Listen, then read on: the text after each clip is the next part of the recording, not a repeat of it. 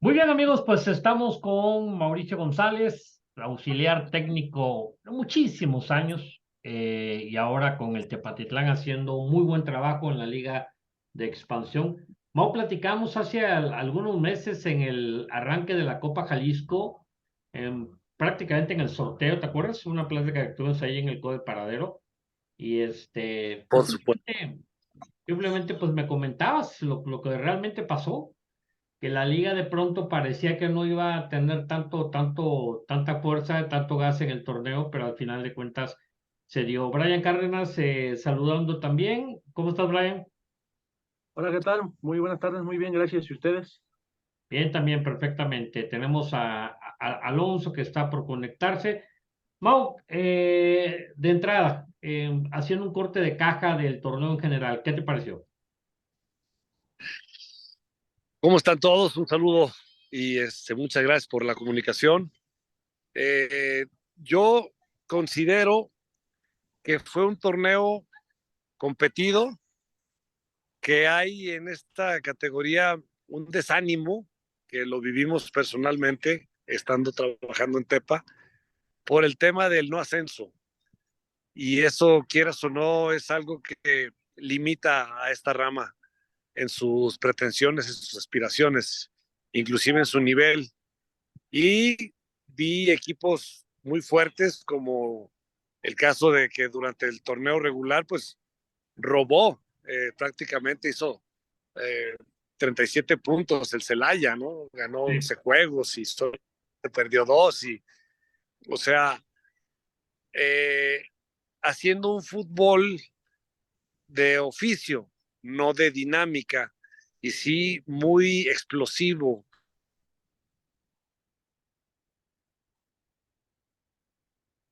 Se está yendo un poquito la comunicación con Mau. Para jugar. Ok. No sé si me están escuchando o no. Sí, nada más perdimos un poquito, estabas hablando, nos quedamos en el Celaya en referencia a los once triunfos que comentaba Sí, que había hecho un fútbol de oficio, sí, pronto explosivo, sí, ¿no? sí, que tenía tres delanteros, bueno, dos de ellos metieron entre los dos 22 goles. O sea, Ok. eh, el caso ahí fue pues muy claro que era el equipo que dominaba la categoría, dominó la liga durante todo el torneo, pero la dinámica no era su principal arma. Ujú. Y equipos dinámicos como en su momento fue Tapatío, y después del cambio de entrenador que se dio, la manera en que reaccionó y jugó y sumó triunfos y fue ganando cada vez un mejor fútbol, teniendo ya un gran plantel, como fue el caso de Atlético Morelia. Pues también Atlante, que era el otro campeón, que también sabemos que es un gran equipo, que tiene un gran fútbol. Esos cuatro equipos al final, que fueron los que fueron directos, no tuvieron que jugar repechaje, como el caso de nosotros en Tepatitlán, que quedamos en quinto y acabamos jugando contra Leones Negros, que había quedado en 13, y perdimos en casa un partido mal jugado, y en ese partido pues terminó toda nuestra oportunidad que habíamos ganado durante todo el torneo. Y creo que ahí fue algo similar lo que Celaya sucedió ante equipos que eran más rápidos que ellos, acabaron sucumbiendo, pues, y todo lo bueno, como el caso de Monterrey ayer, ¿no? Todo lo que habías hecho y mostrado durante el torneo en tantos partidos, pues en un buen juego, en un buen lapso de juego del equipo rival, que también obviamente son buenos competidores, pues te dejan fuera. Y así son las liguillas, es la magia que tiene el fútbol mexicano. Y yo creo que ayer, bueno, los dos equipos que estuvieron en la final, el caso de Liga de Expansión, el día de ayer, jugaron una muy digna final y se definió, creo que para el lado del mejor, que fue Tapatío, en un tiro de esquina, pero que también habla de un grupo de muchachos jóvenes que en esta categoría de expansión están encontrando madurez, están encontrando una forma de competir para que también las Chivas en primera división puedan considerarlos próximamente. Brian. También platicar, ¿no? Como el tema de la proyección, sobre todo en los equipos de Jalisco que participan en esta liga de expansión. Hablemos de Tapatío, que terminó como sublíder del torneo, ayer terminó campeón, Tepatitlán, que terminó en quinto lugar, y sobre todo Leones Negros, ¿no? Que tuvo este trastabilleo en todo el torneo, pero sin embargo, en el último parcial del torneo supo ganar sus últimos dos partidos y se metió como terciavo de la clasificación y pudo jugar el tema de repechaje ante Tepatitlán y posteriormente cuartos de final contra Celaya. ¿Qué proyección le ven tanto a las instituciones de Jalisco y a sus jugadores? Yo pienso que la liga debe de tener un objetivo muy claro y es permitir el ascenso al mejor equipo. Obviamente, yo sé que piden algunos, eh, pues el reglamento es muy claro, ellos están como federación protegiendo que esta rama tenga ingresos que puedan ser comprobables, que tenga estadios y que tenga también los equipos que aspiren al ascenso, estructuras deportivas, tanto desde infantiles, juveniles, como también fútbol femenil, muchas cosas que está perfecto, pero quienes desde el principio no tengan todas estas posibilidades, pues no deberían de participar, porque quienes cuentan con ellas, pues sí están esperando la posibilidad de ascender, de que su franquicia adquiera un gran valor, de que su afición tenga la posibilidad de verlos a su equipo en primera división otra vez. O sea, son muchas cosas que sería el primer paso. Si te refieres al tema deportivo estrictamente como un semillero de jugadores, yo pienso que esta categoría, al igual que la segunda división en su momento, pues es la más cercana a la primera división, pero no necesariamente la mejor posibilidad. Yo recuerdo aquel torneo de reservas nacionales que había, que era mucho más real y te acercaba mucho más a la primera división que aquellos equipos de segunda división que ya eran de jugadores, la mayoría grandes de edad, y que en su nivel se había quedado para estar en esa categoría, pero que aspiraban siempre a través de esa posibilidad llegar a la primera división. Ahora, si tienes tú esa limitante, creo que el nivel de motivación no es lo mismo. Creo que sí es una buena competencia, por ejemplo, para los equipos como Monterrey con su Rayados y para Chivas con Tapatío, inclusive para Pumas con su Pumas Tabasco. Creo que son opciones que tú tienes que tomarlas y aceptarlas porque es la única posibilidad de que tus muchachos puedan jugar en el más alto nivel antes de la primera división, pero no significa eso que la rama sea exitosa. Ese es mi punto de vista. Ok, Mau, me queda muy claro. Una pregunta rapidísima. ¿Te tocó jugar en esas reservas que iban antes del partido de la primera división?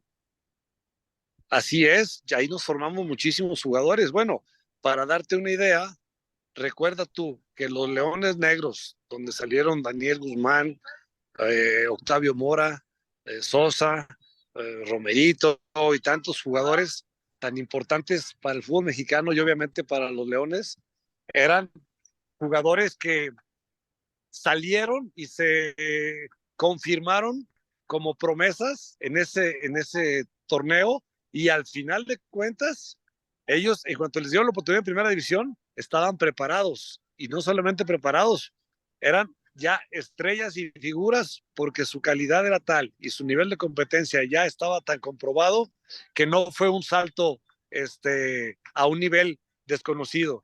Yo creo que los preparaba mucho mejor aquellas categorías que lo que sucede ahora. Sí, me queda clarísimo. Por ejemplo, déjame hacer tu comentario, me voy a alargar un poquito, pero ojalá que se entienda. En la época donde Chivas tenía el equipo de primera división, dependiendo del Tuca Ferretti, y tenía un equipo, el Club Guadalajara, en este caso como era el Tapatío, que está dirigido por José Luis Real, el Tuca, ya sabes que no le gusta debutar jugadores, entonces ahí los tenía. Y este Tapatío que llegó a la final contra Cihuatlán y que ganó y todo ese tipo de cosas, cuando la era de Jimmy Goldsmith, bueno, al final de cuentas ese Tapatío se convierte en Chivas y cuando se unifica después, en ese equipo venía Johnny Magallón, venía Omar Bravo, venía el Beto Medina, venía Carlos Salcido, venía una base de jugadores importantes que ya habían tenido mucho recorrido en la liga de expansión o lo que era el equivalente a la liga de expansión, y afortunadamente para ellos se quedan en el equipo. Ahí venía también el Maza Rodríguez. El único que no llegó prácticamente fue el portero, pero todo el resto del equipo llegó, pero fue una manera circunstancial, porque al volver a juntarse, cuando sale el Tuque, cuando salen todos, pues ya viene esta regeneración de jugadores, ¿no? Y al final del día, bueno, pues entramos a una parte así. Se nos fue Mauricio, está entendiendo que estamos, él está en el Estadio de la Autónoma de Guadalajara.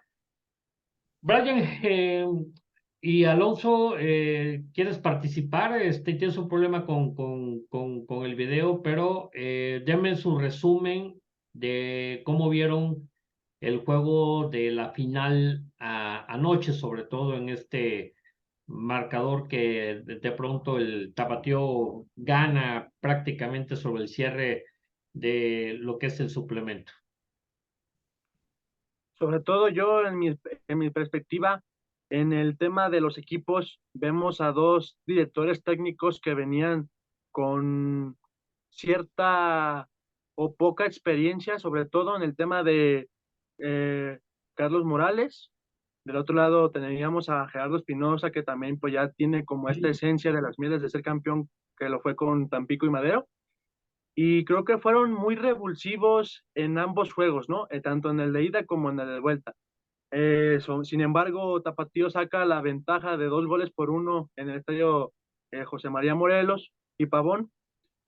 Y vemos también mucha proyección en los jugadores de Tapatío, sobre todo, ¿no? Bien mencionaba usted que en esas épocas salieron muchos jugadores de Tapatío hacia el Club Guadalajara que fueron de renombre. Aquí también en el Club Tapatío, actualmente, recientemente vemos a muchos jugadores que quieren levantar la mano para ser llamados al primer equipo.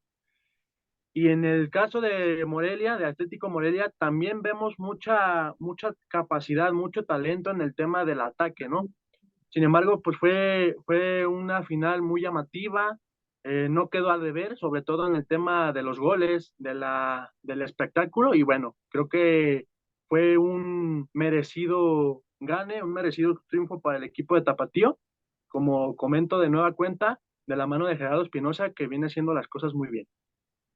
Muy bien, creo que has resumido muy bien todo ese tipo de cosas, cómo va esta parte.